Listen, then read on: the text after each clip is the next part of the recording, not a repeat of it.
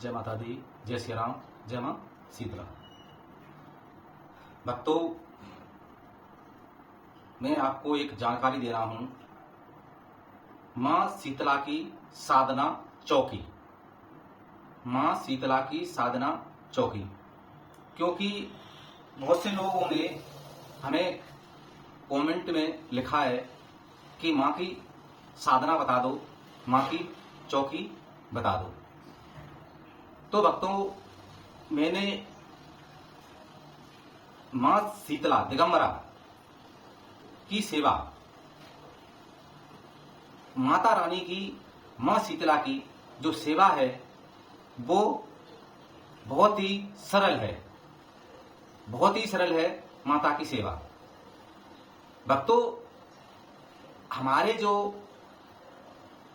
माता शीतला हैं और मां जो हमारे शिव हैं, ये दो ऐसे देव हैं और ऐसी देवी हैं मां शीतला कि इन पर सिर्फ जल चढ़ाने से, आप एक लोटा जल चढ़ाने से प्रसन्न हो जाते हैं। शिव, मां शीतला ऐसी शक्ति है। मां दिगंबरा, मां शीतला ये हर जगह पूजती हैं, हर ग्राम में पूजती हैं। ये कुल देवी भी हैं। इनको, माता रानी शीतला को हम बड़ी माता भी कहते हैं। इनकी बड़ी बहन भी हैं, लेकिन बड़ी बहन है, लेकिन तब भी हम इन्हें बड़ी माता भी कहते हैं और बड़ी माई भी कहते हैं, 56 दरिया भी कहते हैं और इन्हें 7 बहनों के नाम से भी इन्हें जानते हैं। अब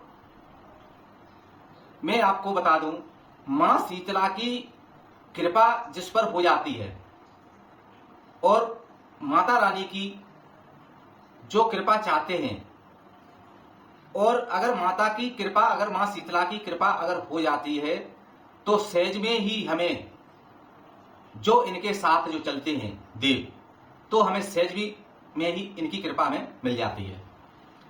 अब आप कहेंगे कि जो इनके साथ चलते हैं तो उनकी हमें कृपा कैसे प्राप्त हो। अब मैं बता दूं, अगर हमारी मां हमारे शरीर पर आती हैं या हमारे जो हमने दरबार जो बना रखा है उस दरबार में आती हैं, तो ये शक्तियां हमारी पहले आ जाती हैं जो मां के साथ चलती हैं। जो हमारे भैरव हैं और हनुमान हैं और ज्वालासुर हैं, जे मां के साथ, शीतला के साथ, ये 3 शक्तियां हमेशा साथ रहती हैं। तो हमें इनकी सहज में ही कृपा हमें प्राप्त हो जाती है। माता रानी को तो सभी जानते हैं, मां शीतला को, क्योंकि मां शीतला मसानियों की रानी है। जो हमारी मां है, जो भी इन्हें पूजता है तो रोग तो आता ही नहीं है घर में, लेकिन कोई दुख भी नहीं आएगा आपके घर में। अब मां की हमें सेवा करनी है तो हमें मां को कैसे प्रसन्न करना है, तो मैं आपको बता दूं, अगर आपका मंदिर है तो आप मंदिर जाएं। एक मैं आपको सावधानी बता दूं, अगर आप मंदिर में जाते हैं तो उनका जब दीपक ले जाएं या आप अगरबत्ती ले जाएं या धूप ले जाएं तो उनके पास न जलाएं, वो बाहर उनको जलाना चाहिए। मां हमारी शीतला है, ठंडी है, तो हमें उनको गर्म नहीं करना चाहिए। अब मैं आपको बता दूं कि आपको उनको प्रसन्न करने के लिए क्या करना चाहिए।